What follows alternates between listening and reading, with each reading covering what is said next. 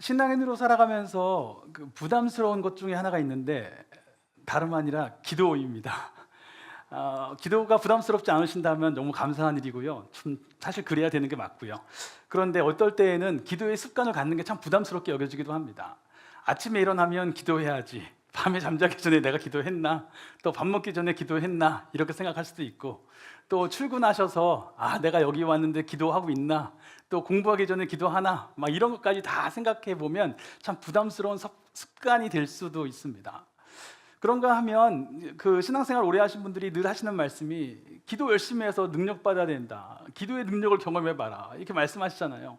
그러면 도대체 얼마나 기도를 해야 능력을 받을 수 있을까? 또 어떻게 기도를 해야 되는가? 또 때때로는 제가 능력이 좀 없는 것처럼 여겨지면 나는 왜 이렇게 기도를 잘 못할까? 그러면서 자괴감이 들기도 합니다. 스스로 괴로운 감정이 들기도 합니다. 그러면서 묻게 되는 것이죠. 기도는 도대체 왜 하는 걸까? 어떻게 해야 되는 것일까? 오늘 읽은 본문 말씀은 그 사무엘상 7장인데 이 4장부터 7장까지는 하나의 큰 주제가 흘러가고 있습니다. 언약궤라고 하는 거예요. 이 4장에서 블레셋과 이스라엘 간의 전쟁이 벌어지는데 이스라엘이 패배합니다. 그러니까 우리가 왜 졌을까 묻게 되죠. 그러면서 말을 바꾸면 우리가 어떻게 이길 수 있을까 생각해 봅니다. 그러자 한 사람이 제안하기를 우리 하나님의 언약궤를 갖고 오면 어떨까? 이 언약궤라는 건 하나님이 우리와 함께 하신다고 하는 상징이거든요. 그러니까 언약궤가 여기 오면 하나님 우리와 함께 하시고 하나님 우리를 위해 싸우시면 우리가 이기겠네. 그래서 다른 사람들이 좋다 좋다 해서 언약궤를 가져오게 됩니다. 언약궤가 들어올 때 이스라엘 백성들이 우와 이제 하나님이 우리 가운데 계신다. 막 우리 가운데 갑자기 큰 십자가가 하나 세워진 것처럼 그렇게 사람들이 막 기뻐 함성을 지릅니다. 그런데 블레셋에서 가만히 들어보니까 분명히 이긴 건 우리인데 우리가 이겼는데 저쪽에서 막 함성이 들리는 거예요. 저 무슨 소리야? 알아봐 그랬더니 언약궤가 들어왔다는 겁니다. 그러니까 블레셋 사람 중에 한 명이 또 이야기하기를 그 이스라엘의 하나님, 저 언약궤를 주신 하나님이 바로 애굽에서 그들을 구원하신 하나님이잖아. 얼마나 강력한지 알아? 저 하나님이 들어오면 우리 이제 진 거야. 우리 이제 다 종이 돼야 돼. 막 이렇게 두려워 떱니다. 그러자 다른 군인이 하는 얘기가 어차피 종이 되고 어차피 죽을 거라면 죽을 각오로 싸워야지. 그래서 죽을 각오로 싸우자 이렇게 이야기해요. 그러자 다 같이 배수진을 친 거죠. 모든 블레셋 군인들이 그래 죽기로 싸우자. 어차피 죽는 거, 어차피 종 되는 거 싸울 때까지 싸워보자. 그리고 막 달려나갑니다. 그러고 나니까 이스라엘이 처참하게 패배를 당합니다. 그냥 졌을 뿐만 아니라 힘들게 갖고 온 언약궤도 빼앗기고 언약궤를 모시고 온 제사장들도 다 죽었어요.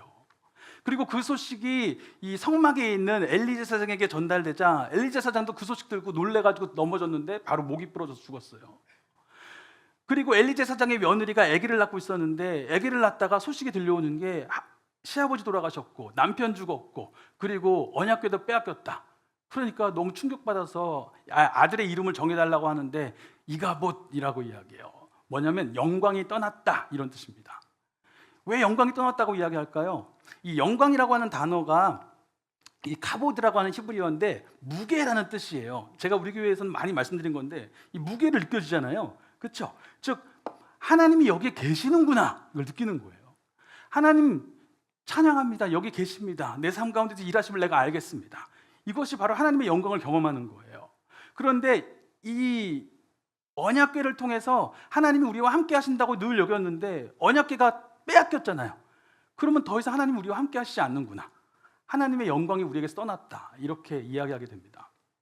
한편 언약궤를 빼앗은 블레셋 사람들은 이 언약궤를 어떻게 할까 하다가 자기들의 신당에 가져갑니다. 당시의 전쟁 풍습에 두 나라가 싸워서 한 나라가 이기면 진 나라의 그 신상을 가지고 와요. 그래서 자기 신상 앞에 세우는 거예요. 즉 우리 신이 이겼다 이렇게 하는 것이죠. 그래서 언약궤를 그 앞에 세워놨는데 다음날 갔더니 이 다곤 신상인데 약간 물고기 쪽에 이런 신상이에요. 그 신상이 넘어져 있는 거예요. 이거 누가 넘어뜨렸지? 그래서 다시 세워놓습니다. 그 다음날 들어갔더니 이번에는 넘어질 뿐만 아니라 목도 부러지고 손도 다 부러졌어요. 아니 이게 어떤 일인가? 그리고 났는데 갑자기 백성들 가운데 종기가 막 돌기 시작합니다. 그리고 종기로 사람들이 죽어나가기 시작하는 거예요. 이거 이스라엘의 하나님이 우리를 심판하시나? 하나님의 손이 우리를 치시나? 그러면서 다른 도시로 옮기는데 그 도시에도 똑같아요. 또 다른 도시로 옮겼는데 똑같아요. 그래서 그때마다 그들이 하는 얘기가 뭐냐면 여호와의 손이 엄중하다라는 표현을 씁니다. 여호와의 손이 심히 크다, 여호와의 손이 엄중하다. 이 엄중하다라고 하는 단어가 무겁다라는 뜻이에요. 아까 말씀드렸던 카보드, 영광이라는 단어, 똑같은 단어를 씁니다. 즉 하나님의 손이 무겁구나라고 하는 거예요. 하나님이 여기서 일하고 계시는구나, 하나님이 우리를 치시는구나, 하나님이 계시는구나, 여기 막 놀라기 시작하는 거예요. 하나님이 살아 계시는구나, 이스라엘 하나님이 그냥 무력하신 하나님이 아니었구나, 거기에 막 놀라기 시작하는 거예요. 그러니까 이 사람들이 어서 서둘러서 빨리 돌려보내라고, 괜히 우리가 갖고 있다가 우리 큰일 나겠다고 돌려보내라고 합니다. 그런데 정말 이게 하나님이 치신 건지 우연히 벌어진 건지 궁금해요. 그래서 어떻게 할까 하다가 그러면 젖나는 암소 2마리를 데려다가 그 수레를 끌게 하고 그 수레에 언약궤를 실어서 한번 가게 해보자. 젖나는 암소라는 게 무슨 의미예요? 새끼가 있다는 얘기잖아요. 그러면 어미소가 당연히 누가 자기를 억지로 끌지 않는 이상 새끼에게 가는 게 정상이거든요. 그러니까 새끼에게 가는지 아니면 어떻게 하는지 한번 보자라고 합니다. 그런데 놀랍게도 그 암소가 이스라엘 도시인 벳세메스로 좌로도 우로도 치우치지 않고 그냥 계속 가는 거예요. 울기는 우는데 그냥 계속 가요. 그러니까 블레셋 사람들이 이거 하나님이 우리를 치신 게 맞구나, 하나님께서 그의 능력으로 언약궤를 다시 되돌리신 거구나, 이것을 알게 된 것이죠. 그리고 이스라엘 백성들도 이제 그것을 보게 된 것입니다. 그러니까 하나님이 무능하신 것도 아니었고 하나님이 자신의 그 약속하신 언약궤에 대해서 상관하지 않으시는 것도 아니에요. 그 언약궤를 향해서 이스라엘 백성들이 온전한 믿음으로만 있다면 하나님은 능력을 보여주실 수도 있는 분이었어요.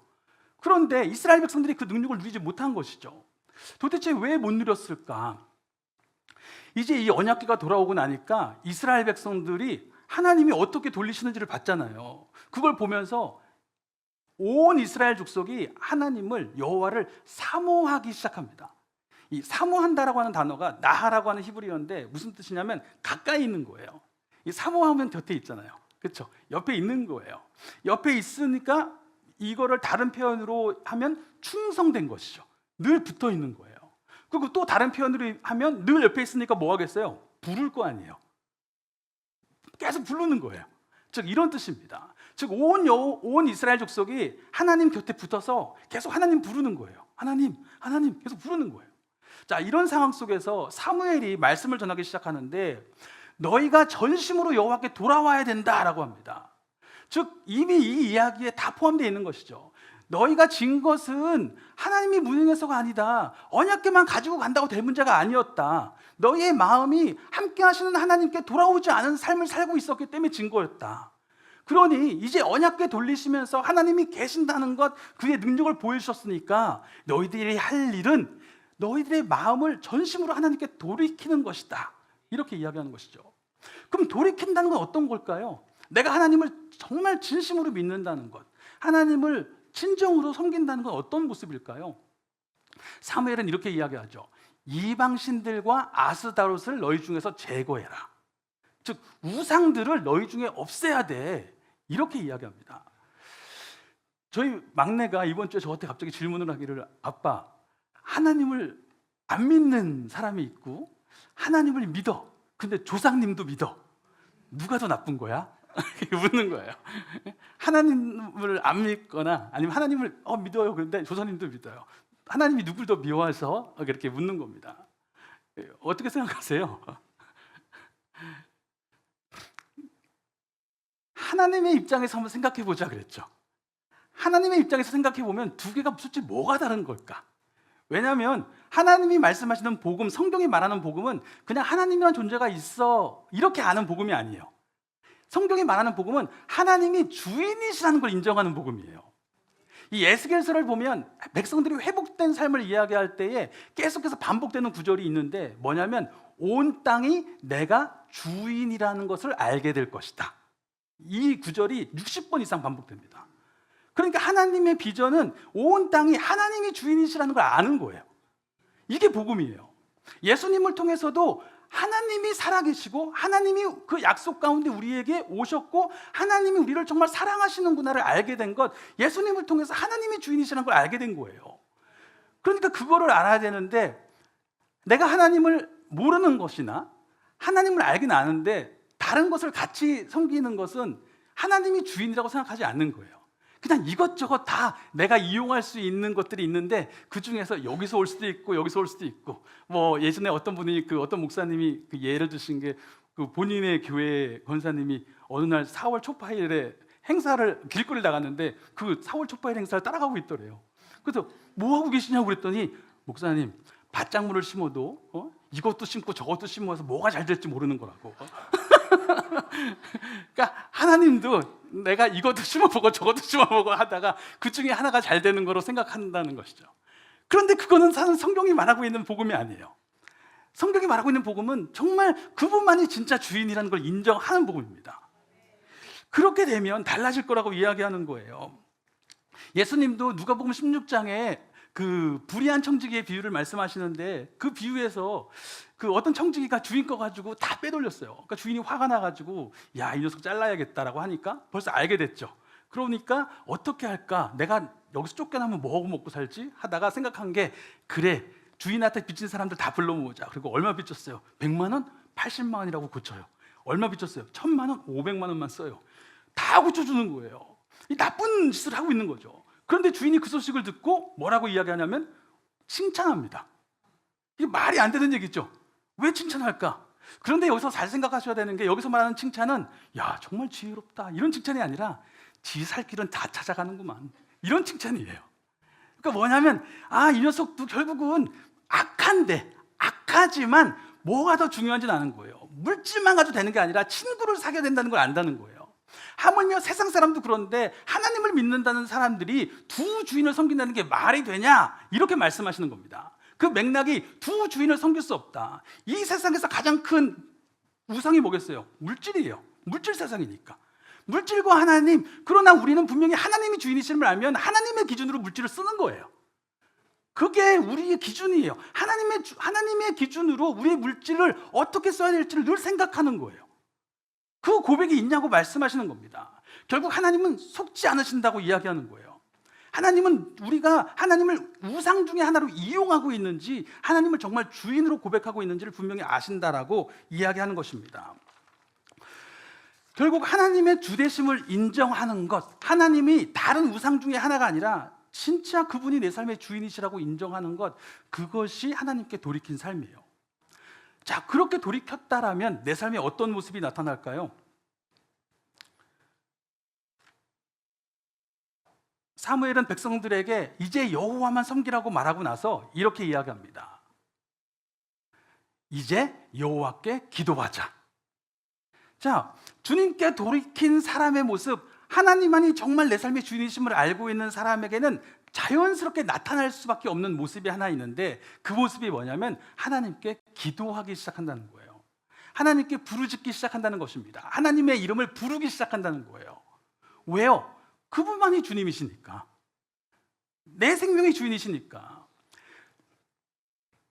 제가 그 첫 아이 낳기 전에 유산을 4번 한 얘기를 많이 말씀드려서 아시잖아요. 그런데 그 유산을 4번 했을 때 어떤 분들은 조언을 해주시기도 하고 어떤 분들은 안타까우니까 위로를 해주시기도 하고 하는데, 그때 들었던 조언들 중에 제일 가슴이 아팠던 것 중에 하나는 뭐냐면 이제부터 한번 기도해보자, 이런 말씀이, 한번 기도해봐라, 한번 작정해서 기도해봐라, 이런 말씀 하시면 그렇게 마음이 아픈 거예요. 왜냐하면 내가 작정 기도를 안 해가지고 애를 못 낳았다는 얘기인가?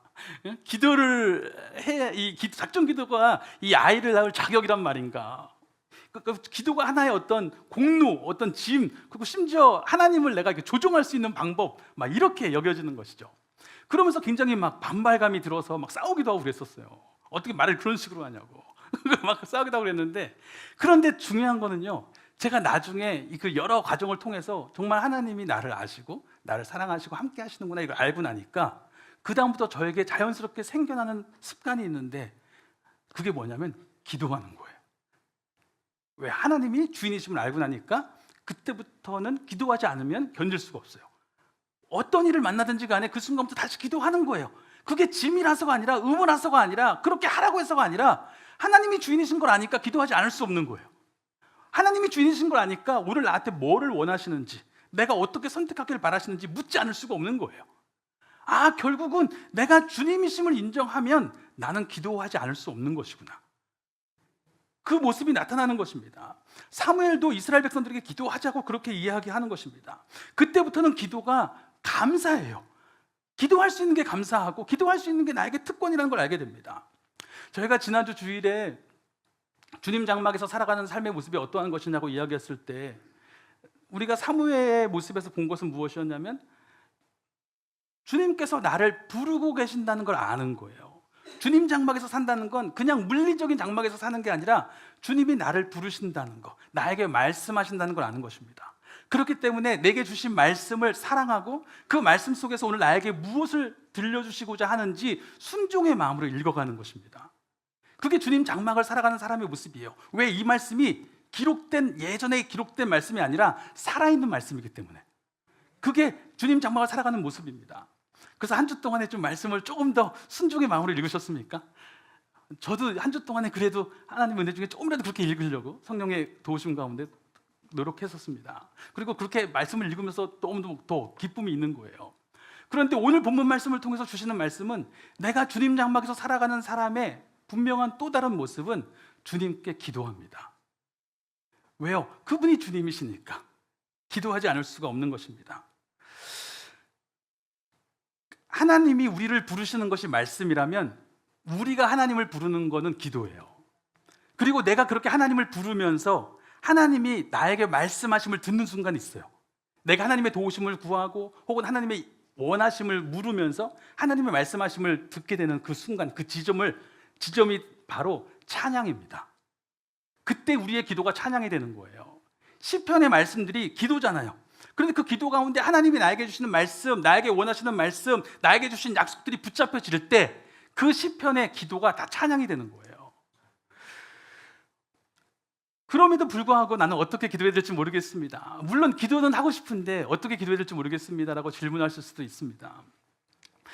제가 여기서 이제 시설을 이렇게 관리하다 보니까 정말 본의 아니게 제가 다룰 거라고 생각하지 못했던 여러 장비들을 정말 많이 다루게 됩니다.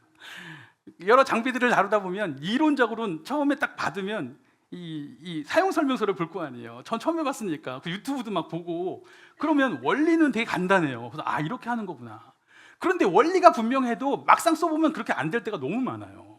뭐 초크를 열었다가 바로 된 다음에 바로 닫으라고 하는데 바로 닫으면 그냥 꺼져버릴 때도 많고 거기서는 한 10초만 열라고 하는데 한 10분은 열어놔야 될 때도 많아요. 예를 들어서 잔디깎기 같은 경우도 어떤 잔디깎기는 이렇게 홍보하기를 제가 처음에 잔디깎기 살 때 이 잔디깎기는 300평이면 한 40분이면 깎습니다. 이렇게 40분이면 깎겠구나. 깎아보니까 어떤 달은 4시간을 깎아야 돼요. 정말로 거짓말 안 보태고 진짜 4시간을 연달아 깎아야 가능해요. 왜요? 계절에 따라 달라요.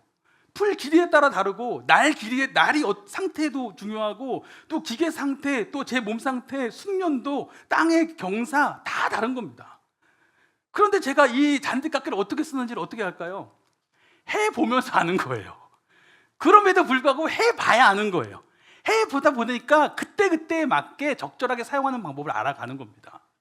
기도에 대해서 이런 방법 저런 방법 많이 들으셨을 거예요. 뭐 묵상으로 기도해라, 쓰면서 기도해라, 통성으로 기도해라, 여러 가지 이야기를 다 들으셨을 수 있는데 그것들이 다 의미가 있는데 제일 중요한 건 무엇이냐면 하면서 배우는 겁니다.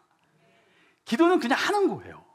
어떤 특별한 형식을 갖추려고 하지 말고 주님, 내 삶의 주님이신 걸 아니까 지금 기도하지 않을 수 없으니까 지금 도우심을 구하지 않을 수 없으니까 그냥 지금 제 마음에 있는 상태를 다 그대로 막 토로하는 거예요. 지금 묻지 않을 수 없으니까 내가 궁금한 것들 하나님 앞에 막 쏟아놓는 겁니다. 그냥 그렇게 기도하다 보면 그 상황에 맞게 배워가는 겁니다. 기도를 알아가게 되는 것이고 기도의 지경이 점점점 넓어져 가는 것입니다. 그리고 중요한 것은 그렇게 기도하는 삶을 통해서 하나님이 나의 삶에 일하신다는 것을 경험해 나가는 것입니다. 이스라엘 백성들이 이렇게 모여서 기도하고 있으니까 갑자기 블레셋 사람들이 이스라엘 사람들 모였네? 우리가 치자! 그리고 쫓아오게 됩니다. 그런데 그때 그들이 어떻게 하냐면 사무엘에게 기도해 주세요 라고 구하기 시작하죠. 그리고 자기들도 같이 기도했겠죠. 함께 같이 기도하는 가운데 하나님께서 그 기도에 어떻게 응답하시는지를 경험하기 시작하는 것입니다. 하나님이 그들 앞에서 큰 우레를 바라셔서 블레셋 사람들이 어지러워지게 하시고 그때 전쟁을 통해서 그들이 이기게 하세요. 즉 그 기도만 하는 것은 아니라고 할 수 있겠지만 기도하면서 같이 일하는 것이죠. 계속 기도하는 마음으로 구하면서 하나님 앞에서 나아갈 때에 하나님이 어떻게 일하시는지를 하나씩 경험해 나가는 것입니다. 그들이 그것을 경험하고 나서 하나님이 주신 승리의 그 자리에서 막 쫓아가다가 우리가 여기까지 이겼네 싶어가지고 거기다가 우리 여기까지 이겼다고 해가지고 돌을 하나 세우게 됩니다. 하나님이 여기까지 우리를 도우셨다. 유명한 말이죠. 에벤에셀. 에벤은 돌이란 뜻이고 에세르라고 하는 그 도움이란 뜻이에요. 도움의 돌 이런 뜻입니다.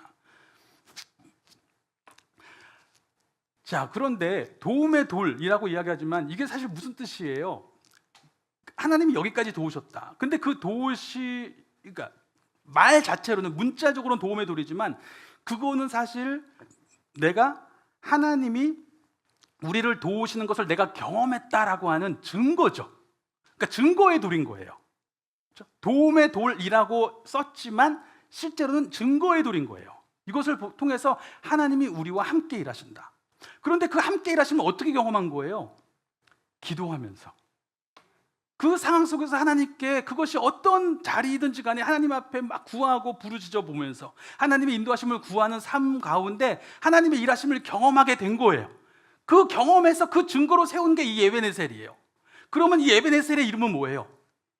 기도의 돌입니다. 신앙생활에 곳곳에 세워져 있는 우리의 돌들이 있는데 사실 다름 아닌 기도의 돌이에요. 그 도깨비라고 하는 그 드라마에 보면 유명한 대사가 있습니다. 뭐냐면 날이 좋아서, 날이 나빠서, 날이 적당해서 모든 날이 좋았다. 눈물 흘리시지 마시고요. 그런 이야기를 하잖아요. 그런데 저희도 기도할 때 그렇게 기도했습니다. 어떤 날은 너무 막막해서 기도했습니다. 하나님 도와주시 않으면 못 가겠다고.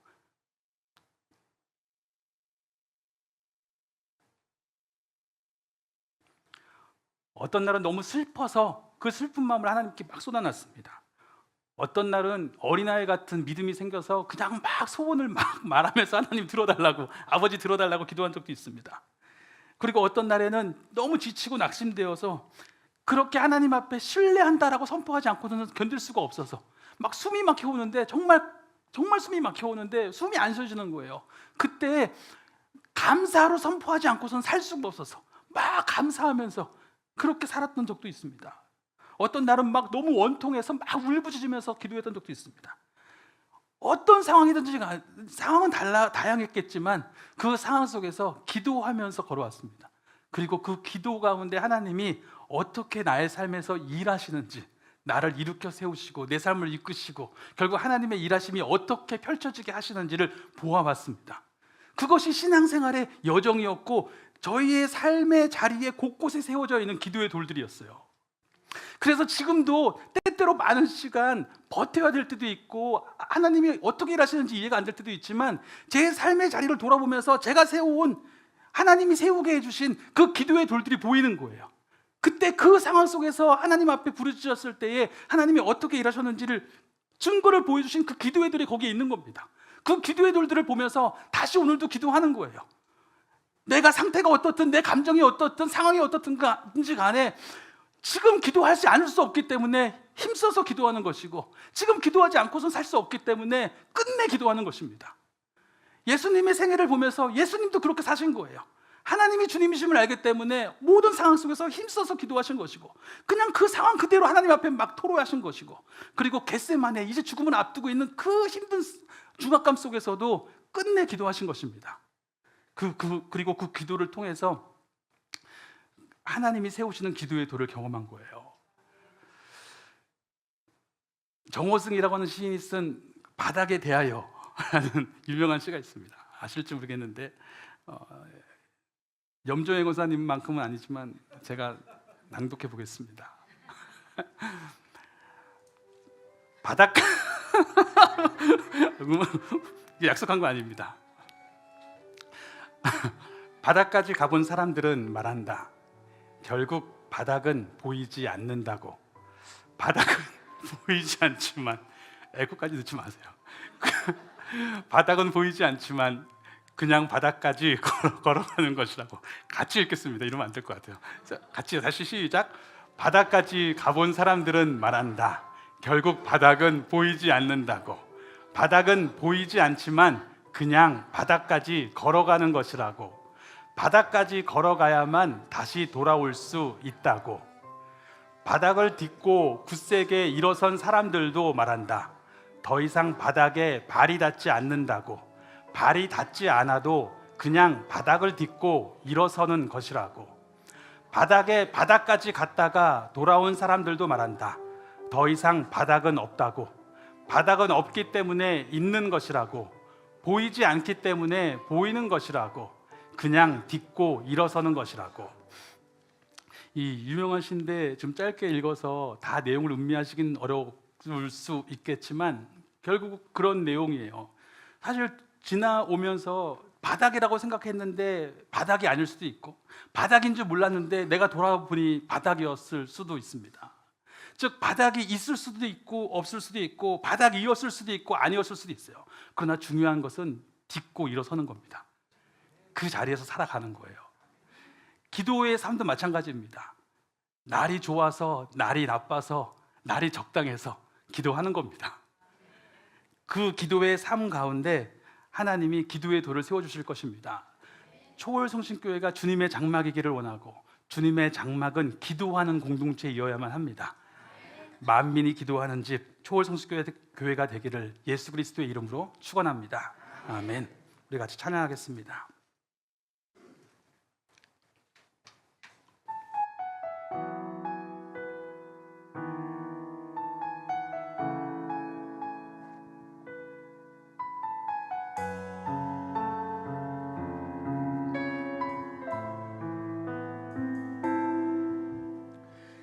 세상을 살아가는 동안에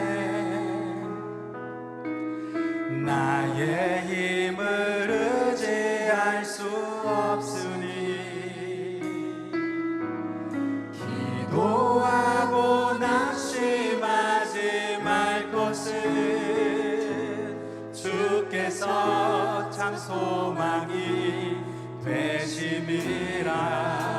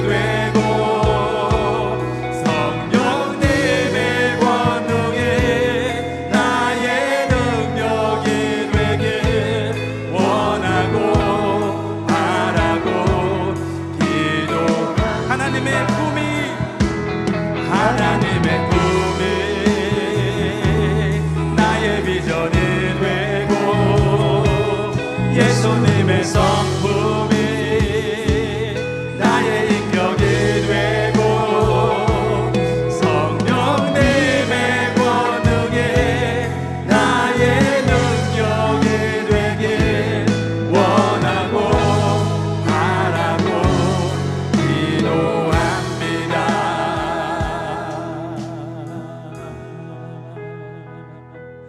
하나님의 꿈이 나의 비전이 되고 예수 예수님의 성품이 나의 인격이 되고 성령님의 권능이 나의 능력이 되길 원하고 바라고 기도합니다.